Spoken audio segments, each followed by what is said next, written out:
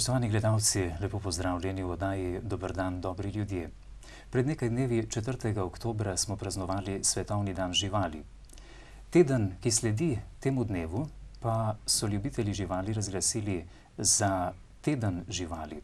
Prav zato danes v naši oddaji gostimo veterinarja, in sicer magistra Francija Križanca in magistrico Mojco Bandur-Križanec, oba doktorja veterinarske medicine. Lepo pozdravljena in dobrodošla med nami. Dober dan. Ja, kaj to pomeni, da smo se ljubitelji živali tako potegnili za živali, da praznujemo celo teden živali? Ja, Svetovni dan živali 4. oktobra smo pač podaljšali na cel teden, se pravi teden, v katerem treba posebej posvečati pozornost našim živalim. V glavnem je namenjen dobrobiti hišnih ljubljenčkov, medtem ko jaz, ki se v glavnem ukvarjam z velikimi živalmi, posvečam tudi pozornost oziroma sledimo, da tudi velike živali ne trpijo, da pač lahko normalno proizvajajo in s tem, ko jim mi zagotovimo vse pogoje, pač zagotovimo pogoje za njihove življenjske funkcije. Ali smo Slovenci dovolj korektni do živali, da se tako izrazim? Slovenci smo kar zelo korektni do živali. Več ali manj bi rekla, da tisti, kateri imajo žival, se odločijo za samo žival, da ji posvečajo pozornost, skrbijo za njeno dobrobit, da se dobro počutijo.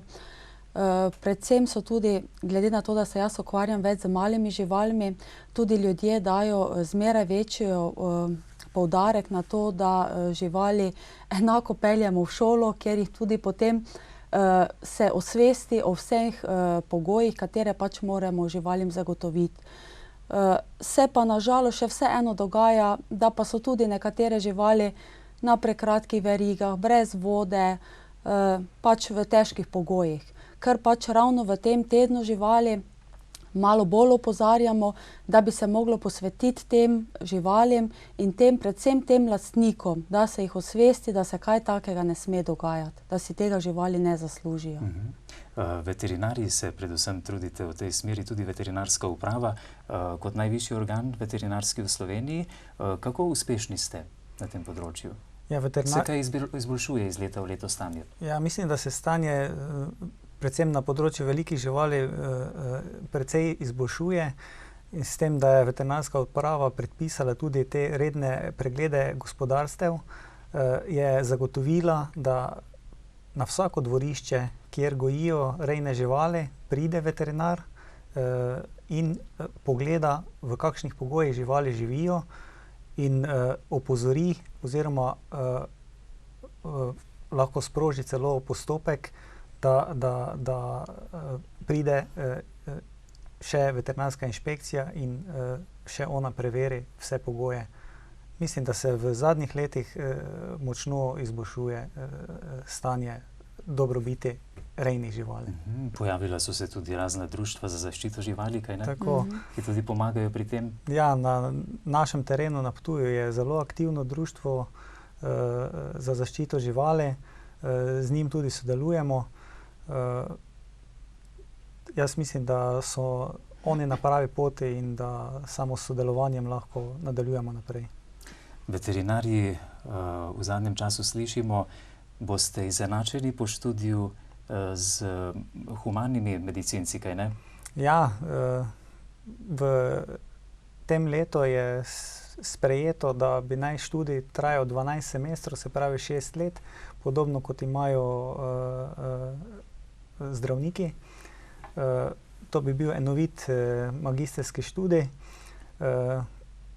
Mi smo pa študirali še 5 let in potem smo pač morali opraviti še pripravništvo, ki je trajalo 1 leto, tako da v bistvu smo tudi 6 let prebili aktivno za knjigami. Je to zelo zahteven študij, gospa Mojca? Sam študij je kar zelo zahteven, bi jaz rekla. Vseeno je tistih 5 let, tako kot je rekel, pa potem še leto dni zraven, glede na to, da se študij deli kar na klinike, da smo nekje imeli klinika za mesojede, klinika za govedo, klinika za kopitarje, specifika za vsako žival posebej, ne. To so te klinike, ki so v zadnjih letih študija, neke posebej specializacije, da bi se v tem času študija specializiral, ni bilo, ampak si potem po končanem študiju, pač tudi glede na to, kje si dobil službo, se usmeril v tisto smer in se potem sam ob delu izobraževal na raznih, izobražujemo na kongresih, seminarjih, na raznih delavnicah, potem tudi kar gre se v tujino, v kakšne druge države, na kakšne privatne klinike, da zmeraj znova pridobi znanje, ker veterina je tako, da je kar naprej nekaj novega, ne. Ni tisto, da bi bilo, kaj si se naučil, takrat bi zdaj ti držalo, ne. Kar naprej se dogajajo nove stvari.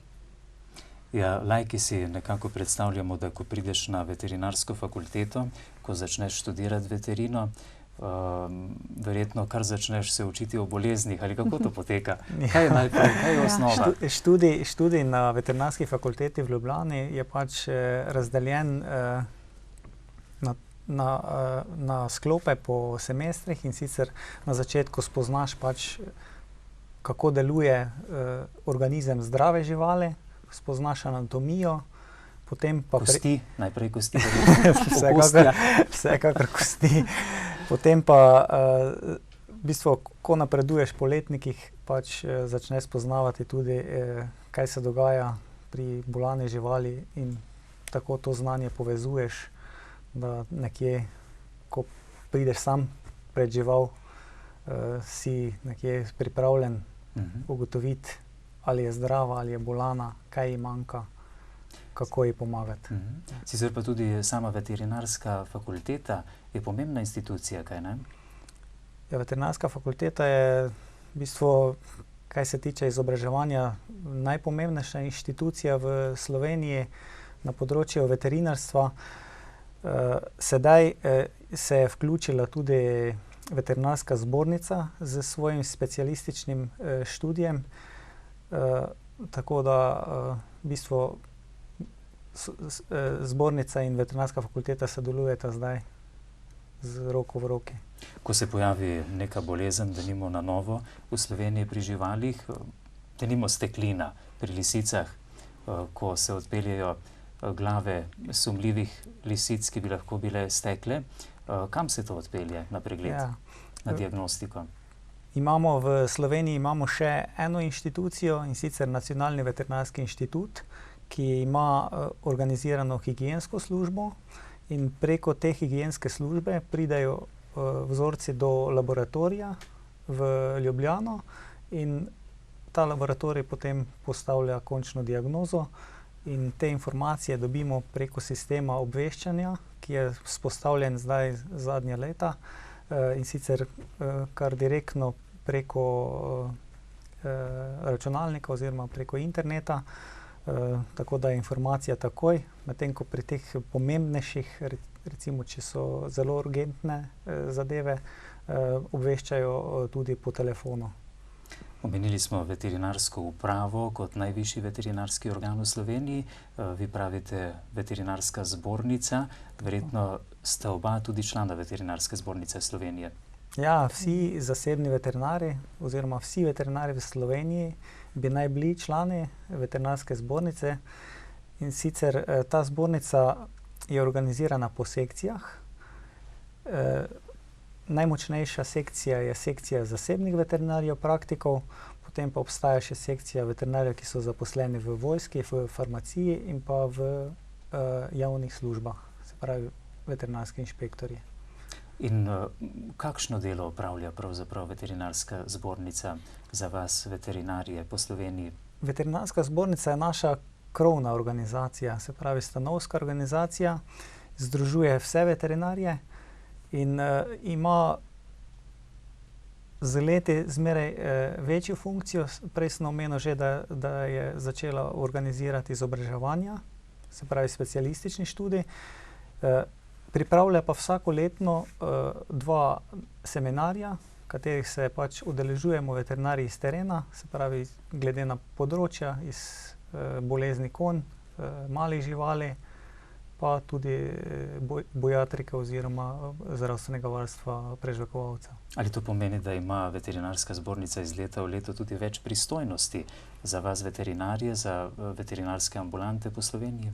Ja, pristojnosti so ji dodeljene z tem, ko je država pač sprejela zakone in s tem omogočila možnost ustanovitve. Jaz pa sam osebno mislim, da je za delo veterinarjev, predvsem na terenu, iz dneva v dan bolj pomembno. Vse veterinarske ambulante po Sloveniji, ki jih je menda okrog 135, so v zasebni lasti. Že nekaj časa, kaj ne? Ja, v zasebni lasti so v bistvu vse primarne veterinarske organizacije, kot jih imenujemo, se pravi, v kateri so zaposleni veterinarji, ki aktivno delajo z živalmi, se pravi, jih zdravijo, opravljajo preventivne preglede in cepljenje in to. Se pravi, Vi prihajate iz prve in tudi največje zasebne veterinarske ambulante, ki je bila ustanovljena v Sloveniji, kaj ne? Ja, naša veterinarska ambulanta z imenom Kriza je bila ustanovljena v bistvu leta 1995. Aktivno smo začeli delati v letu 1996. Smo v bistvu res največja veterinarska ambulanta, ki ne izhaja ravno iz starih zavodov, se pravi iz teh zavodov, v katerih je bila veterinarska služba organizirana pred tem. To je ambulanta za velike živali? Ja, in tudi male, verjetno. Ja, naša ambulanta ima prioriteto zdravljenje velikih živali, osnovno diagnostiko in osnovno zdravljenje pa izvajamo tudi na malih živalih. Se pravi, tu koliko so naše možnosti, drugače pa sodelujemo z ostalimi veterinarskimi ambulantami, ki se pač specialistično ukvarjajo predvsem z malimi živalmi. In ravno vi, Mojca, ste lastnica ambulante, veterinarske ambulante Betovio na Ptuju, ki se ukvarjate prav z malimi živalmi. Na kak način ste pridobili koncesijo? Je to težko pridobiti takšno uradno dovoljenje za izvajanje veterinarske dejavnosti? Je kar težko dobiti, ja. Moraš ustrezati čisto vsem pogojem, ki so pač zadani po zakonu, in potem, če ustrezaš vsem tem pogojem, dobiš koncesijo. In sicer nekje v Sloveniji bi za lažje razumevanje rekli, da imamo velike in male koncesije. V tej ambulanti, ki delam jaz, imamo to malo koncesijo, kar pomeni, da pridobiš koncesijo, da sploh lahko delaš, opravljaš zdravljenje živali in pa opravljaš cepljenje živali oziroma psov v ambulanti proti steklini. Ker tiste večje ambulante, tako kot je na primer Kriza, imajo to večjo koncesijo, kjer opravljajo tudi vse druge storitve na terenu. Tudi cepljenje živali. Meni to ni dovoljeno, ja. Tej moji ambulanti to ni dovoljeno, le cepljenje stekline. Tako da jaz lahko nudim svoji stranki pač vse v svoji ambulanti, ne morem pa izvajati teh storitev na terenu.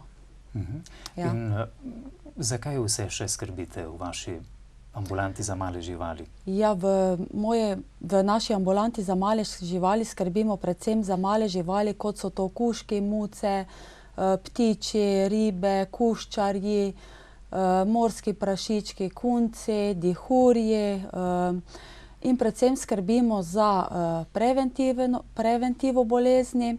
To pomeni, da živali preventivno cepimo proti kužnim boleznim že od mladičev naprej in potem poteka poseben program, kako se cepijo. Potem jih cepimo proti steklini, ki je tudi kar aktualna v Sloveniji, bi rekla. Potem skrbimo za preventivo proti notranjim zajedavcem, proti zunanjim zajedavcem. Opravljamo tudi ultrazvočno diagnostiko na brejost pri psičkah, se največkrat pač ugotavlja. Potem skrbimo za preventivo ustne votline, to je zob, čistimo zobni kamen. Potem Ne pulite zob. Tudi, če je kateri potreben. Ja. Se tudi živali bojijo, če jim hočete urediti zobe? Pri živali je tako, da to delamo vse v narkozi, ne? To jim je prizanešeno. Je ja. lažje kot pri nas, ne? Točno tako, ja. Tako da to se nekje opravlja potem. Opravljamo tudi to mehko kirurgijo, kot so kastracije in sterilizacije pri mucah in pri psičkah. Pa tudi pri dihurjih se zelo pogosto zdaj to pojavlja, v glavnem pri vseh teh malih živalih. Kaj pa velike živali, gospod Franci?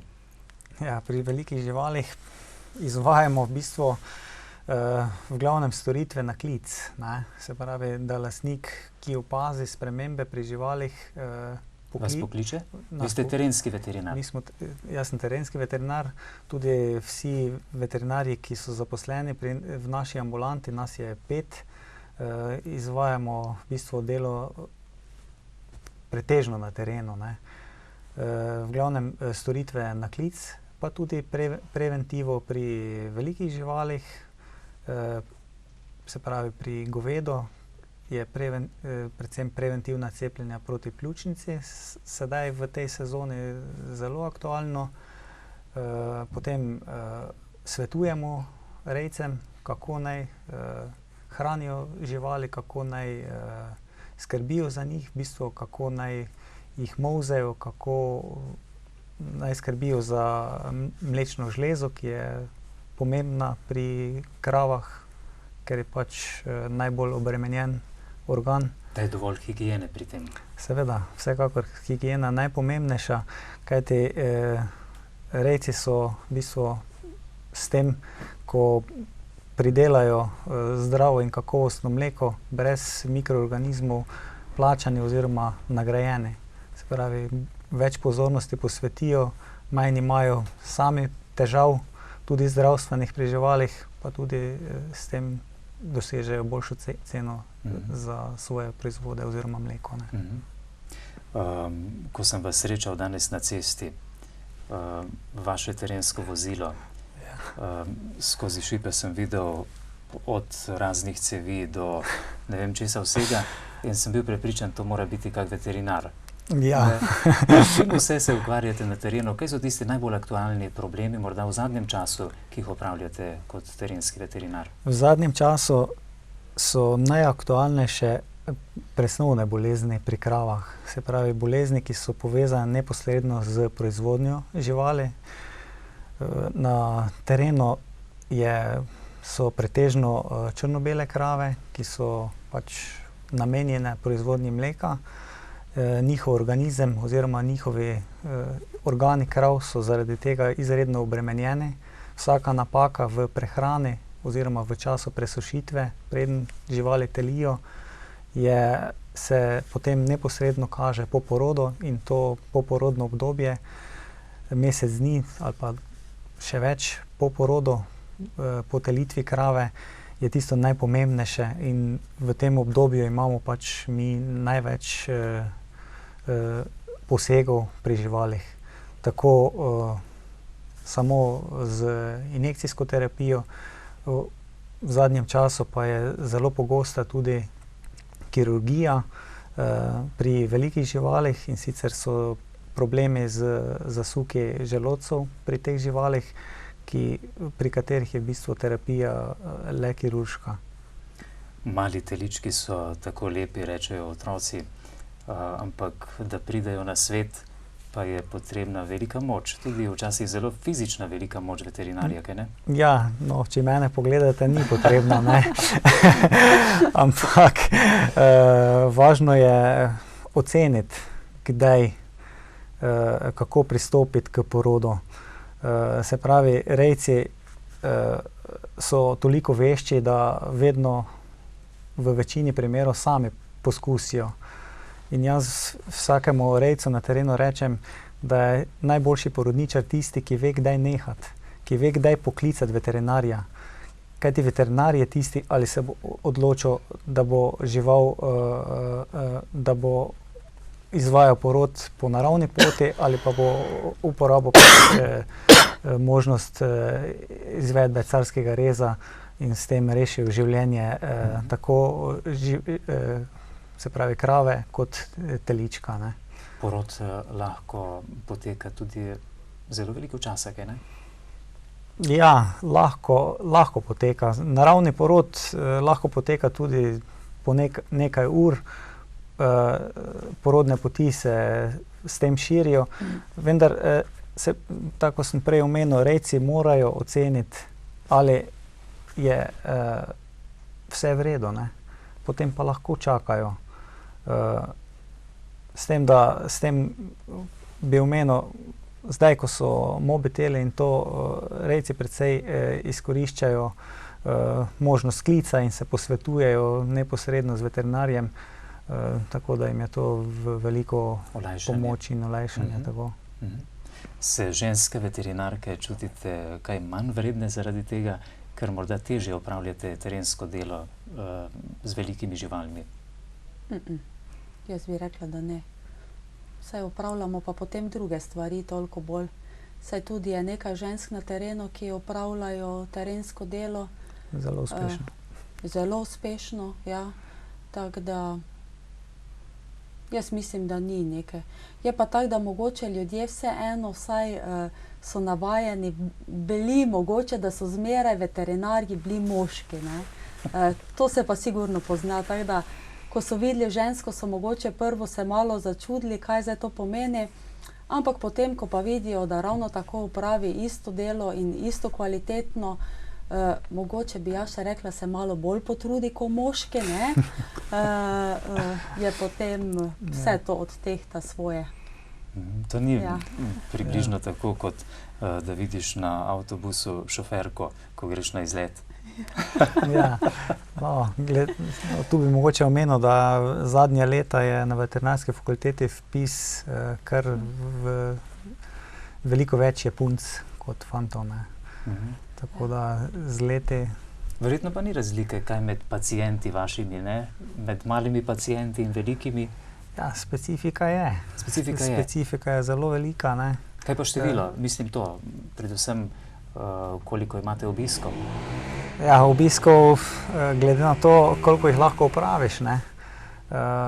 Pač se delo mora razporediti, ne, v okviru ambulante.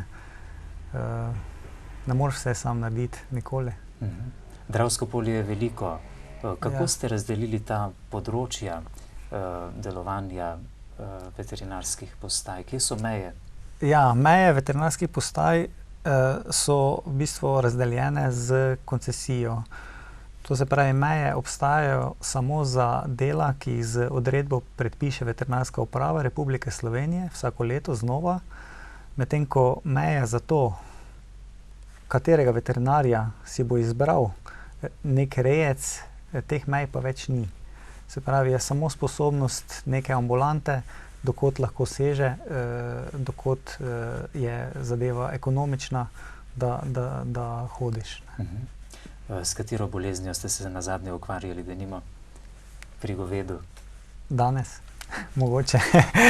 Danes z problemom pri eni kravi, ki enostavno se dva meseca po telitvi ni začela pojati, se pravi, ni se normalno spostavil spolni ciklus in ta krava je potem pri rektalnem pregledu je bilo ugotovljeno, da ima gnojno vnetje maternice.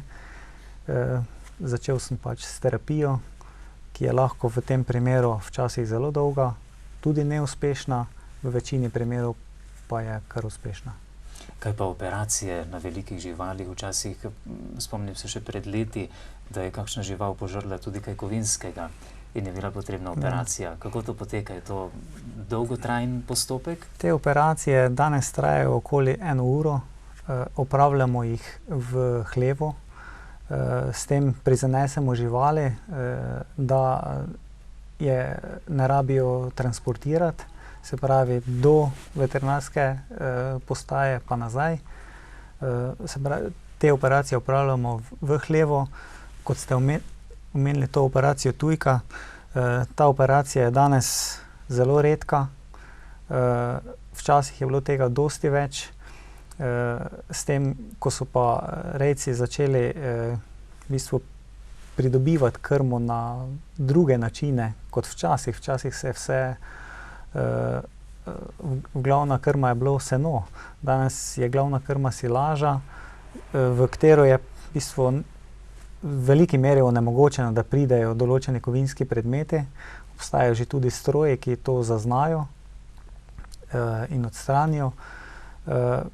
Kot sem omenil, ta operacija zdaj pri velikih živali je redkejša, pogostejši so zasuki želodcev oziroma dislokacije, kot jih rejci poznajo pod tem nazivom, ne. To je pa zelo pogosta operacija, bi rekel, v naši ambulanti, včasih po več tedensko jih opravimo. Kdaj smo imeli nazadnje v Sloveniji prašičjo kugo? Prašičja kuga je bila nekaj let nazaj, ne. S tem, da prašičja kuga je problematičen, je bil obmejni pas, prehod divjih prašičev je bil mogoč oziroma je vedno mogoč, ne. Cepljenja proti prašičji kugi se z vstopom v Evropsko unijo več ne opravlja. Jaz se spomnim, na začetku svojega dela smo preventivno vakcinirali prašiče in vakcinacija je bila uspešna, medtem ko zdaj je pač direktiva takšna, da se cepljenje preventivno več ne opravlja.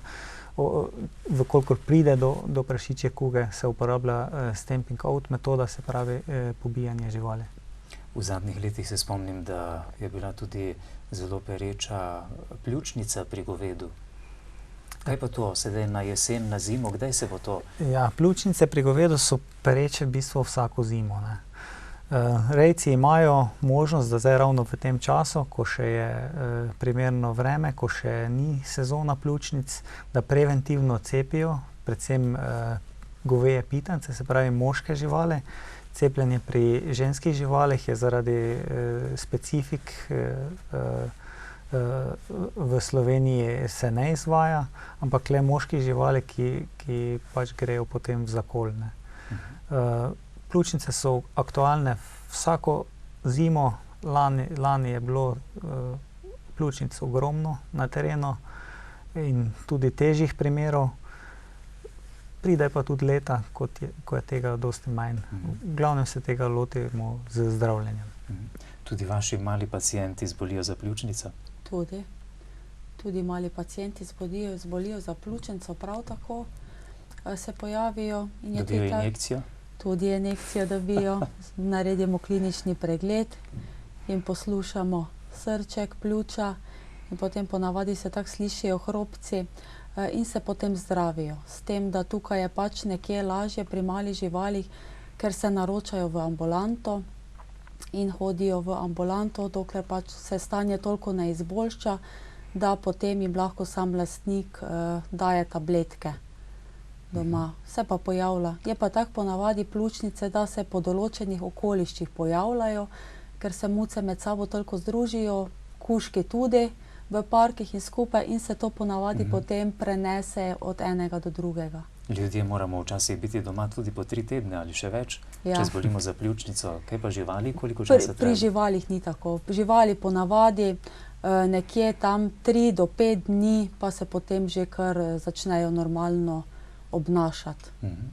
Kaj pa druge male živali? Katere bolezni so najbolj aktualne? S kakšnimi težavami prihajajo k vam? Najbolj aktualne so problemi z kakimi diarejami, to so driske, ki se pojavljajo predvsem pri mladih živalih, kjer je problem kaka prehrana, da zaužijejo kaj pa česa ne bi smeli. Potem so problemi z notranjimi zajedavci pri mladičih, kajti napačno je nekje mnenje, da naj bi se živali dajalo proti notranjim zajedavcem enkrat na leto, to je takrat, ko se ponavadi cepi steklina, dobimo zraven še tabletke proti notranjim zajedavcem, s tem, da to ni dovolj. Proti notranjim zajedavcem naj bi se dajalo nekje na 3 do 4 mesece. In se večkrat zgodi, da pač kdo kliče in kliče, ja, v blatu smo opazili tako nitko ali razne oblike not, da potem pač pridejo. Ker ti zajedavci notranji so kar problematični, ker so kot zoonoza, lahko se prenesejo tudi na ljudi, ne? Jajčeca in se potem okužijo ljudje in živali. Potem je glede na to, da bi jaz rekla, teh preventivnih cepljenj, ko cepimo proti pasji kugi, hepatitisu, leptospirozi, parvovirozi, kužnemu kašlju, cepimo že mladiče pri starosti 2 mesecev in potem še naprej, točno po določenih terminih, smo nekje tudi kar izkoreninili te kužne bolezni, ker moram reči, takrat, ko sem jaz začela delati 1995. leta, je bilo parvoviroze pa pasje kuge še kar zelo dosti. Danes moram reči, da je na tem našem terenu skoraj da ni, oziroma je zelo redka. So ljudje kar osveščeni in se cepijo, mladički že. Potem cepimo jih tudi proti steklini. Po zakonu je nekje obvezno, da se cepi po 3. mesecu starosti.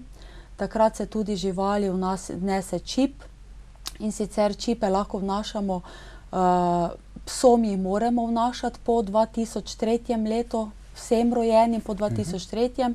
Se mora vnesti čip o cepljenju stekline in se potem vnese v centralni register psov, do katerega imajo dostop vsi veterinarji, tako da je rešen tudi ta problem, če se mogoče žival izgubi oziroma jo kdo zavrže, imamo vsi pač te čitalce in se potem odčita in v registru najdeš točno lastnika, kateri je od te živali. Tako da je tu tudi rešen vsaj delno. Lastnik ali tudi žival? Lastnik in žival, vse se najde, vse je točno evidentirano. Ja, po čipu, to je taka 15-mestna številka in sicer prve številke označujejo državo, iz katere je žival, potem pa je vse v registru vnešeno, vsi podatki od lastnika in od živali, da se lahko najde.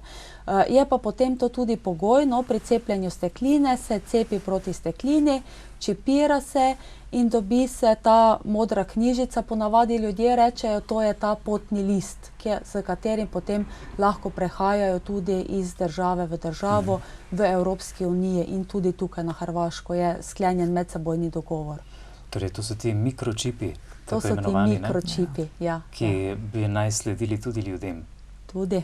Pa vendar bi se naj branili. Ja. Naj bi se jih branili in jih ne sprejeli. Ja, ko ste omenili steklino, razmišljam, da je to ena najnevarnejših bolezni, ki se prenaša na človeka. Točno tako. Neozdravljiva. Ko enkrat zboliš oziroma dobiš ta virus stekline, ni pomoči. Znan je en primer ene deklice, ki je mogoče poznate ko je ugriznil netopir, ampak tista je bila taki čudež bolj, da je preživela vse skupaj, drugače je pa to smrtna bolezen. In je problem, so ti malo bolj ti kraji ob meji, ker lisice potem prehajajo, ne, in se prenaša steklina na živali. In lani je bilo kar, no celo letos pomladi, tudi letos so že bili primeri, je bilo primeri, da so lisice prav prišle na dvorišče, ne. Tako da tu je kar problematično in jaz bi vsem, kjeri pač imajo pse, toplo priporočala, naj jih dajo cepiti proti steklini, ker s tem zaščitijo žival in tudi sebe. Potem je priporočljivo, čeprav po zakonu ni obvezno, tudi muce, ki živijo ob gozdih in hodijo, da se tudi muce cepijo proti steklini. Steklina je menda izjemno stara bolezen, že morda več kot 2000 let pred našim štetjem. Ja, poznana zelo dolgo, ja. Ampak cepivo, vakcina, o kateri govori vaša žena, pa je bila nekje v letu 1858. Tu nekje, ja, mislim, da so začeli. Francoski mikrobiolog, mislim, da je bil, ne, Pasteur. Ja, on je začel. Zatem sedaj obstajajo sodobne vakcine, ki v bistvu nimajo stranskih učinkov, ne za žival, obstajajo tudi vakcine za ljudi. Veterinarji, terenski veterinarji smo vsi cepljeni proti steklini. Kajti mi imamo možnost, tudi lansko leto smo imeli na našem terenu, sicer kolega iz druge veterinarske ambulante je ugotovil steklino pri konju.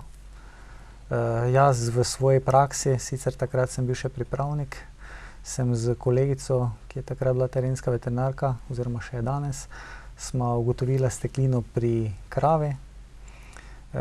tako da je to kar resna zadeva.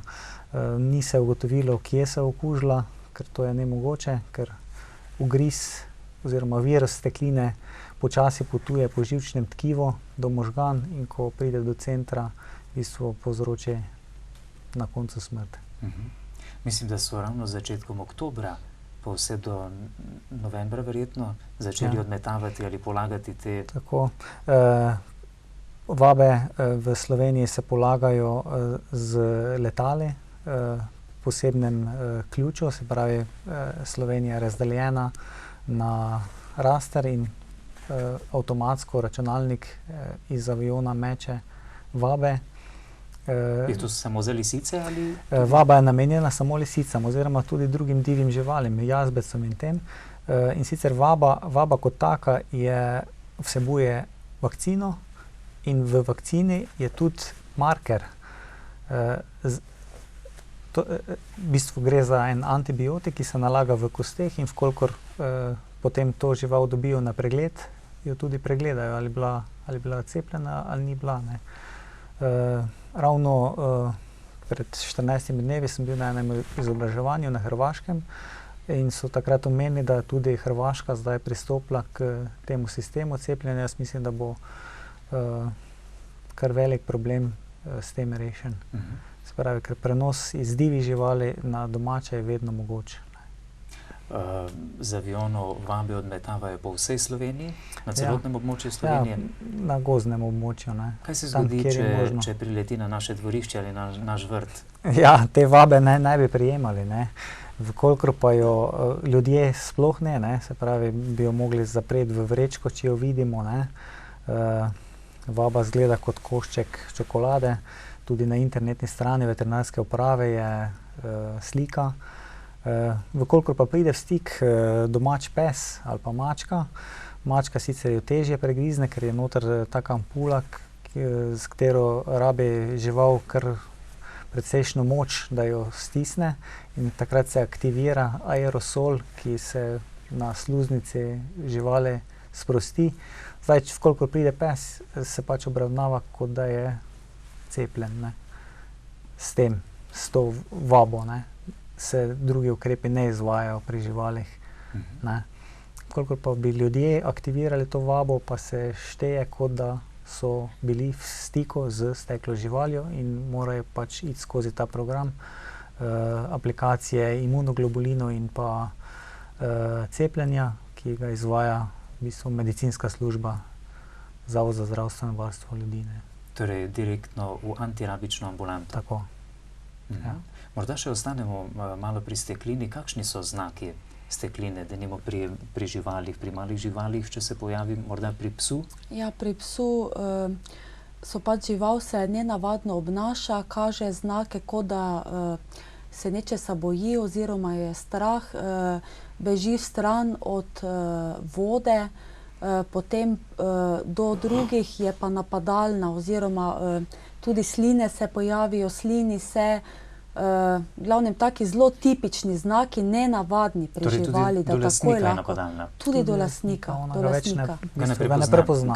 V končni fazi ga ne prepozna in na koncu v bistvu pa pride do paralize in vse živali, ki so zbolele za steklino, poginejo. Ampak problem je tisti čas pred tem, ko poginejo. Nekaj dni so kužne, lisice zelo veliko dolgo pot naredijo in napadajo.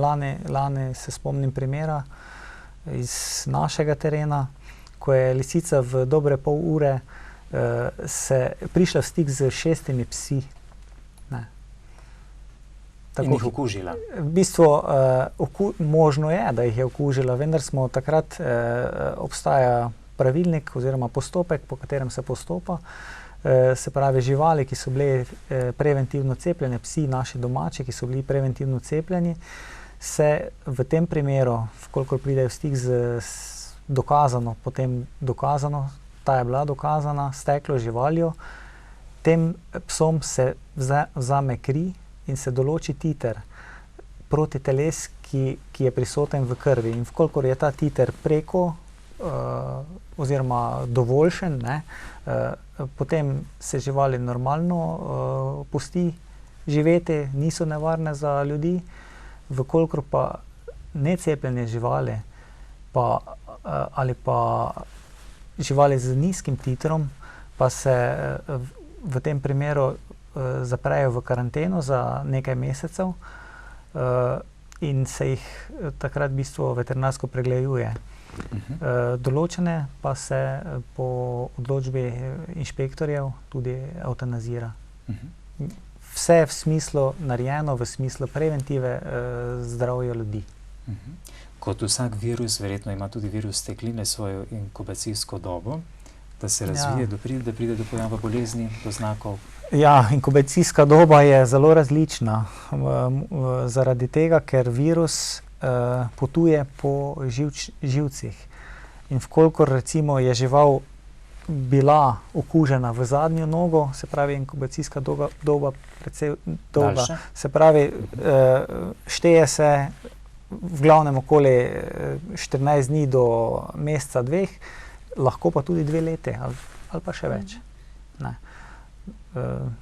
Tu z inkubacijsko dobo ne moreš računati.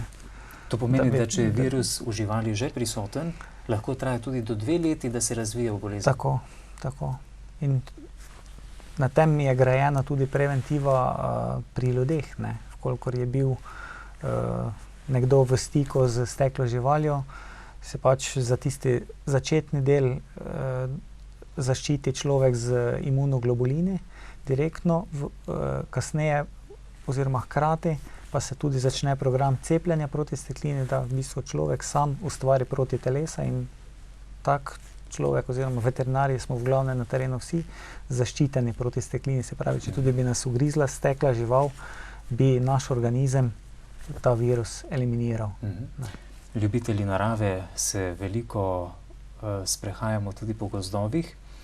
Kaj narediti, denimo, da vidimo poginulo žival, lisico, zajca, kakšno drugo, tudi ptice morda, ne vem. V tem primeru jim lahko pulimo perje. Ja, v tem primeru sodelujemo z lovci. Lovci skrbijo za to, se pravi, vsak, ki to najde, pač se poveže z enim lovcem, ki jih je v Sloveniji zelo veliko, vsi jih poznamo. Lovci tudi ves odstrel lisic, ki ga pač načrtuje za tisto leto, pripeljejo na veterinarske organizacije, kjer se ti kadavri zberejo in gredo na pregled. Tako je to organizirano. Torej, ni najboljše se dotikati teh živali? Ja, živali, ki so verjetno, ki so nekaj dni ali pa nekaj tednov v naravi že poginile, sigurno niso nevarne. Sonce pač, ki sije, naredi svoje. Virus pogine. Gospa Mojca, tudi vi ste operaterka, kaj ne? Tudi vi morate operirati, prej ste rekli sterilizacije, kastracije, še kaj drugega? Praviloma se to, potem so tudi te kakšne kile, hernije pri mladičih oziroma pri starejših, kakšne poškodbe, tudi tisto se operativno obdela, abscesi, tumorji, vse te razne. Tudi živali imajo tumorje? Tudi živali imajo tumorje, ja. In to kar zelo pogosto, ni tako redko, da bi rekel, da niso omembe vredni, ampak se pojavljajo kar. So kakšne kožne spremembe, potem so zelo pogosti so tudi tumorji na seskih pri samičkah, psičkah, tako da je kar, no. Torej, veterinarji morate poznati vsa področja. V humani medicini splošni zdravnik splošno že pozna, ampak ima specialiste za določeno področje. Vi morate biti pravzaprav specialisti za vsa področja, kaj ne?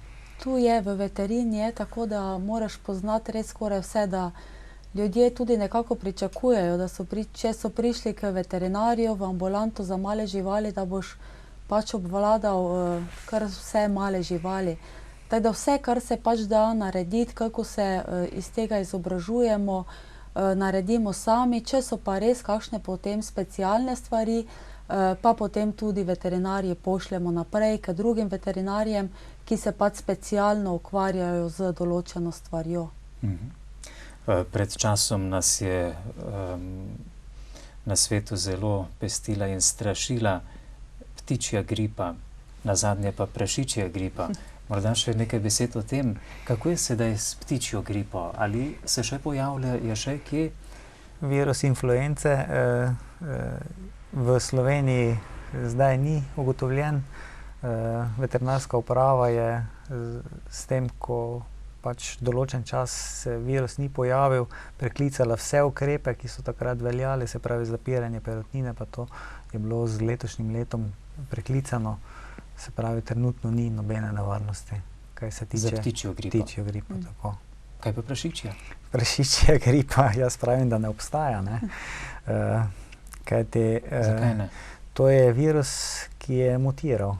Lahko je, da se je pač izvor je bil nekje Pri prašičjih. tako, ampak z mutacijo je virus postal takšen, da je prešel na ljudi in se zdaj prenaša med ljudmi. Se pravi, prašiči več niso v tej verigi okužbe, ne. Nemalo ljudi je zbolelo, tudi umrlo. Ja, kot jih tudi zboli in umre pri navadni gripi, ne. Gripa, kolikor se sledite te informacije, ki jih pač dobimo od zdravnikov, le-ti postopajo popolnoma enako, kot da gre za navadno gripo, ne. Čeprav pravijo, da je hujša. Da je hujša Da kot je- navadna gripa, Ja, pri to nekaterih pravi. tudi ne. Pri nekaterih tudi ne, točno tako. Vse je odvisno od tega, kakšne kondicije smo same, ne. Enako je pri živalih. Žival, ki je v dobri kondiciji, dobro hranjena, ne bo zbolela, tista zraven nje pa bo zbolela. Kaj to pomeni, da sva vidva ogrožena? Verjetno malo bolj kot Ali večina je, drugih. ali je to tudi odvisno od imunskega sistema? Vsekakor je odvisno od imunskega sistema. Mhm. Zato tudi pri ljudeh so ogrožene določene kategorije ljudi, se pravi mladi in starejši. Enako je pri živalih. Najbolj ogrožene so mlade živali, pa zelo stare, ki jih pa vsaj pri rejnih živalih ni. Mojca pa mislim, da ima dosti problemov s tem, ko obravnava starejše živali, ki imajo popolnoma enake težave kot ljudje. Točno Glejte. je nekje kar zelo podobno ljudje in živali, tako kot smo rekli, da so občutljive dosti bolj mlajše živali in pa potem starejše. Važno je pa predvsem, da se skrbi za imunski sistem, enako kot pri ljudeh, tudi pri živalih v teh zimskih mesecih, zdaj jesenskih, ko se pripravljamo na zimo, da poskrbimo, da se imunski sistem pri živali poveča in sicer skrbimo z dobro hrano, da živali primerno hranimo. Važna je predvsem, jaz bi rekla, kvaliteta hrane, ne tisto, da je dosti, pa je potem tudi živali tiste, ki so mogoče predebele, ni dobro. Naj bo male ali velike? Točno tako, naj bodo male ali velike. Potem za imunski sistem skrbimo tudi tako, da naredimo kakšne te kure vitaminske zdaj v jesenskih časih za živali in poskrbimo za same sprehode, da so živali v dobri kondiciji, ker ko žival je v dobri kondiciji, smo tudi mi v dobri kondiciji, če gremo z njo na sprehod, smo tudi enako. In pa da poskrbimo za vso drugo preventivo, kar smo prej rekla, vsi ti notranji, zunanji zajedavci so pomembni za male živali. Potem bi mogoče še rekla, v teh zimskih mesecih, ko gremo za živali na sprehod, bodimo zelo pozorni na njihove blazinice, ker je cestišče posoljeno in pločniki in se večkrat pojavijo te razjede med blazinicami, tako da ko pridejo živali domov iz sprehodov, dajmo jim oprati blazinice in potem lepo posušiti z bombažno krpo, da ne bo problemov in razjed, ker to živali kar potem zelo, zelo boli. Tako da to je nekje. Potem skrbimo tudi za njihove kožuhe, da ko pridemo iz sprehodov, da jih obrišemo, da niso vlažni. Predvsem je tudi zdaj, ko so te noči in jutra zelo hladna, za male pasme živali pomembno, da jih mogoče tudi malo oblečemo, čeprav nekje po zakonih ni dovoljeno, da bi živali oblačili, ampak jaz nekje mislim in vsepovsod se tudi navaja, da če je to v nekih mejah normale, da jim oblečeš tisti plašček in jih potem ne utesnjuje, da je to dovoljeno, da se zaščitijo. Ker oni so le čisto pri tleh in tla in trava, zemlja je zelo mrzlo in mokri so in se zelo dosti pojavlja problemov obolenja mehurja in pa ledvic. Pomeni, približno enako funkcionirajo živali kot mi ljudje. Točno tako, se tudi prehladijo. Tudi se prehladijo. V bistvu skoraj da isto, kot da bi ljudje in živali zelo, zelo podobno. V fizičnem smislu smo si podobni. Zelo podobni, ja. Ja, veterinarji, specialisti za male živali, se v zadnjem času tudi veliko ukvarjate z mikrosporijo, mislim, da se imenuje bolezen. Točno, mikrosporija je bila prej včasih, so ji posvečali kar zelo dosti pozornosti, ker pa je potem z časoma se ni več pojavljala toliko, se mogoče ni posvečalo toliko pozornosti iz samega stališča tudi medicine, čeprav je bila še zmeraj, ampak ne v taki meri. Zadnji čas, zadnji mesec, dva, pa se je nekje mikrosporija zelo dosti pojavilo. Je pa problematična zaradi tega mikrosporija, ker je tudi zoonoza, kar pomeni, da se prenaša iz živali na ljudi in iz ljudi na živali. Sama bolezen se sicer da pozdraviti, zelo lepo je, pa zelo dolgotrajno. Kakšni so bolezenski znaki?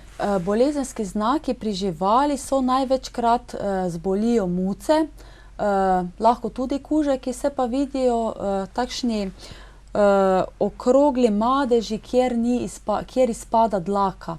Žival tisto srbi in potem se pojavlja to po večjih mestih po telesu živali in če lastniki niso pozorni, se pojavi pri lastniku istem in takrat ponavadi potem začnejo razmišljati, to pa nekaj ni v redu, ne.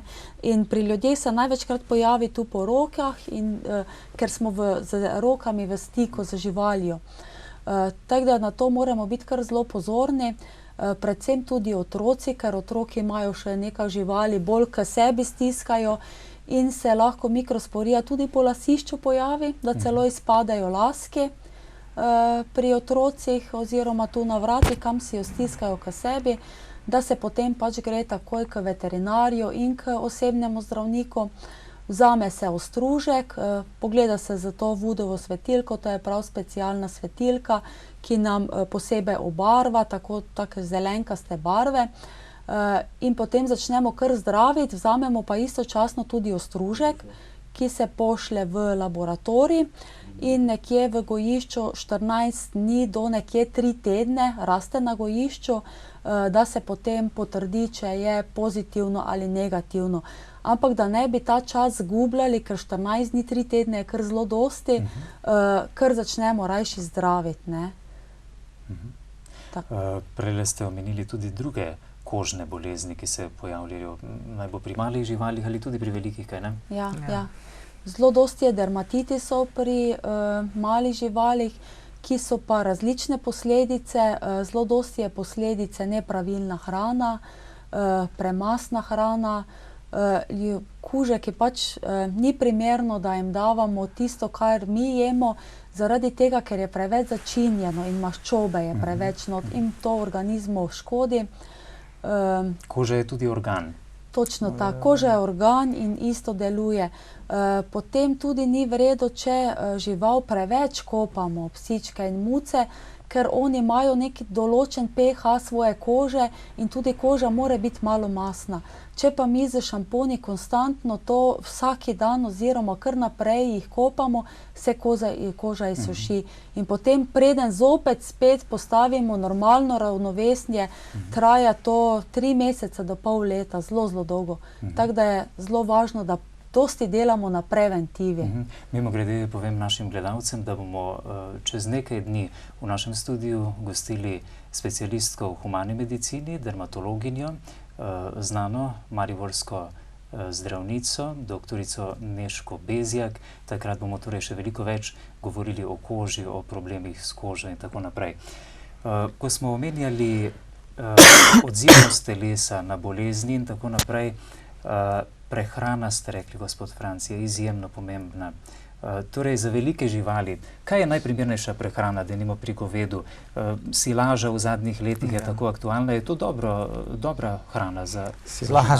Silaža je zelo dobra hrana, ker s tem v bistvu ohranimo vse stvari, ki jih rastline vsebujejo, ne? Jo konzerviramo na tak način. Problemi nastanejo zaradi tega, ker je ta hrana zelo drobno zrezana. Goveji organizem, se pravi vamp, ti predželodci, ki jih imajo krave, pa rabijo tudi strukturno vlaknino, ki je nekaj daljša, se pravi, rabijo tudi seno.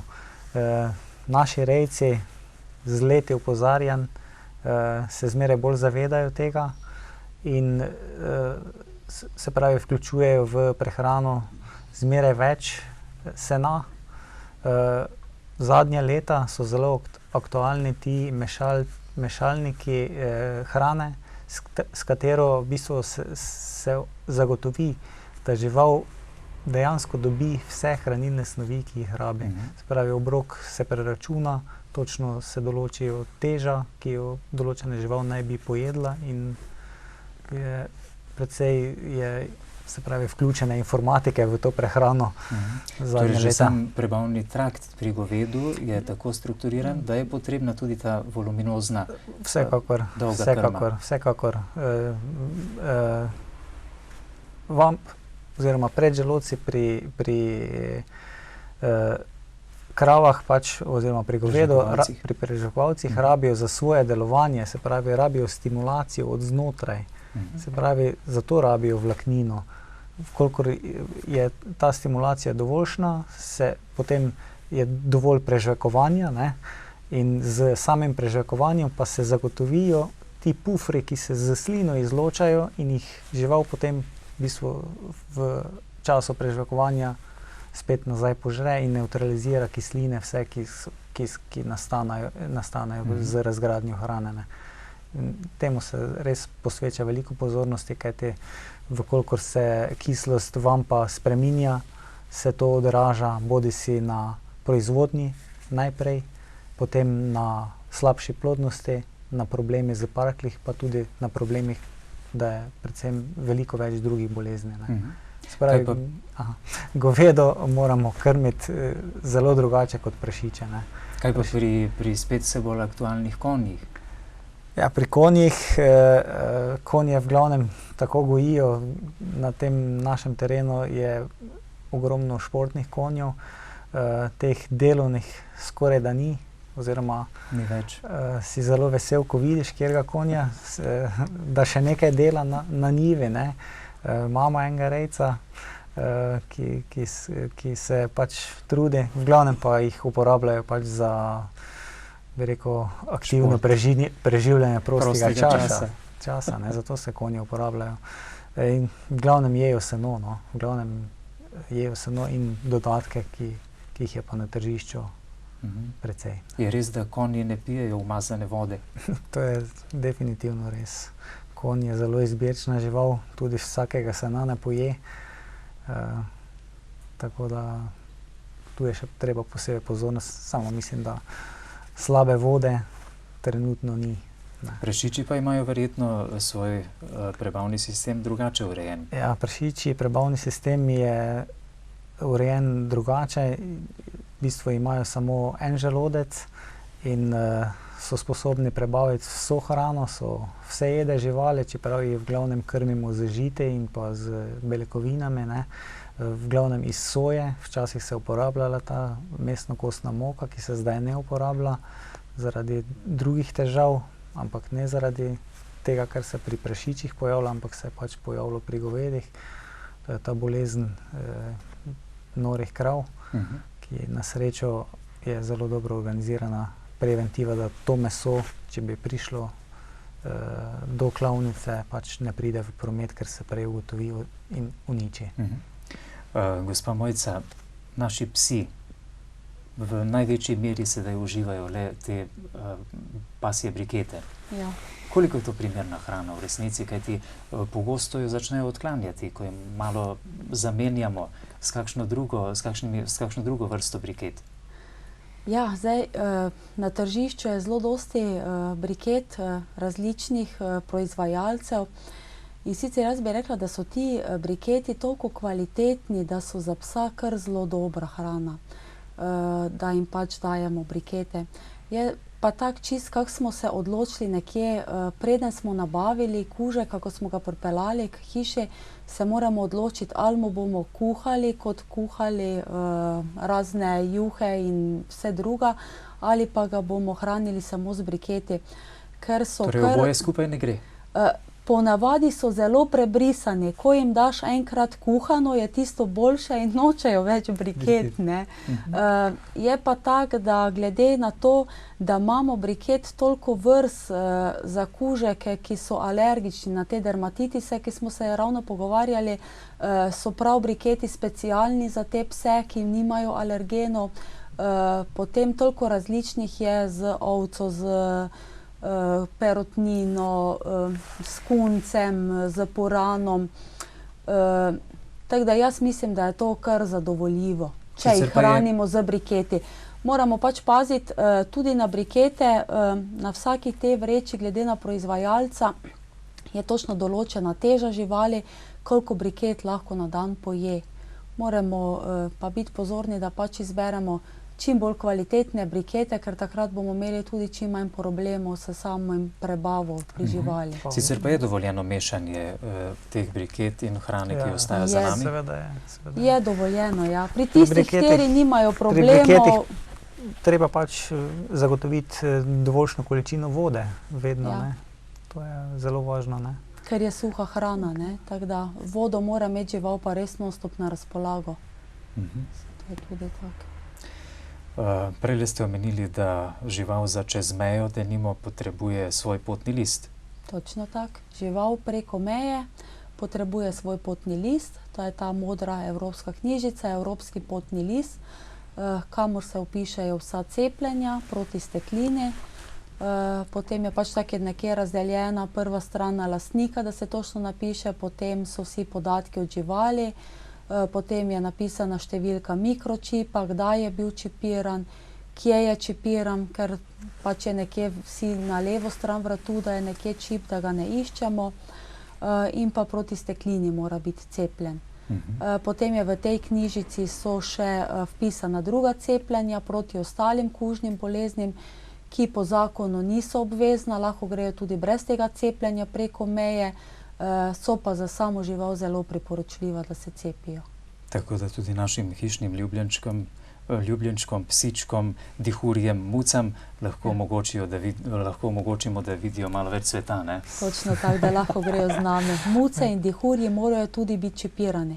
Za prehod preko meje morajo biti psi, muce in dihurji čipirani. Morda ob koncu našega pogovora spregovorimo še nekaj besed o težavah, ki jih imajo lastniki psov s pravilniki, zakoni, ko je potrebno za svojim psičkom počistiti, če se podela, ki je zunaj na zelenici ali na cesti. Kako pa to? Kako potekajo ti ukrepi in koliko smo dosledni pri izvajanju in upoštevanju tega pravzaprav? Bi rekel, da smo tu v Sloveniji na začetku, predvsem v teh manjših mestih. Obstajajo pa napisane pravilniki, da mora lastnik pač psa voditi na javnih površinah na vrvici, da mora iztrebke za njim počistiti. Zato skrbijo veterinarska inšpekcija, kot tudi redarske službe posameznih mest, pač glede na to, kako ima mesto organizirano. Kaj pa, Mojca, vi mislite o tem? O čiščenju? Jaz mislim, da bi vsak lastnik takrat, ko se odloča o nakupu psa oziroma da bojo imeli psa, prvo dobro moral premisliti, kajti ko kupimo psa, moramo vedeti, da bo naš prijatelj živel vsaj 10-15 let in si to tudi želimo, ko ga kupimo. In takrat tudi moramo razmisliti o tem, da je za njega potrebna skrb in da ko gremo na sprehod, moramo zmeraj imeti zraven kakšno vrečkico, da bomo počistili njegov iztrebek, kajti tudi verjetno nam ne bi bilo všeč, ko nekam hitiš, pa mogoče kam stopiš noter in se potem pojavljajo problemi ravno v teh parkih, zaradi tega, ker so tam otroci in kužeki. In se potem ljudje, ki imajo pač otroke, razburjajo, zakaj se vodijo tam kužeki. In če bi se vsi mi lastniki, ker tudi mi imamo kužeka doma, zavedali tega, da počistimo za njem, kakeca ne bi bilo in vsi bi živeli v krasnem sožitju. Tako da jaz vse posod, kje sem, to kar naprej poudarjam in bi zdaj zopet poudarila, počistite za njim, ker če je vaš, je to najmanjši problem. Menda je celo obvezna uporaba oziroma nošenje vrečk s seboj, če greš na sprehod. In se dobijo tudi take lušni pripomočki, prav da ga na povodec gor daš, taka kos ali pa razne oblike in not so vrečke zvite, vzameš ven, odzviješ tisto vrečko skupaj, daš v stran oziroma koš, če je tam, če ne jo pa nese zraven, pa daš v drugi koš. Toliko stvari je na tržišču, da izgovorov, da nismo mogli pobrati, jaz mislim, da ga ni. Nazadnje tudi kazni niso nizke in male. Ja, zdaj točno jaz ne bi vedela, ampak kar pravijo, da so zelo visoke kazni. Mislim, da je za nepočiščeno blato za psom okoli 40 evrov. Ja. Pa tudi do 200 evrov menda še za kakšne druge prekrške, če nima nagobčnika, da nima ali... Ja, seveda za pse, ki so pač nevarni, jih je treba imeti na povodcu in tudi z nagobčnikom. Ja, spoštovana gosta, za tokrat najlepša hvala, da ste prišla v naš studio televizije Exodus. To sta bila torej magistra Franci Križanec in Mojca Bandur Križanec, doktorja veterinarske medicine.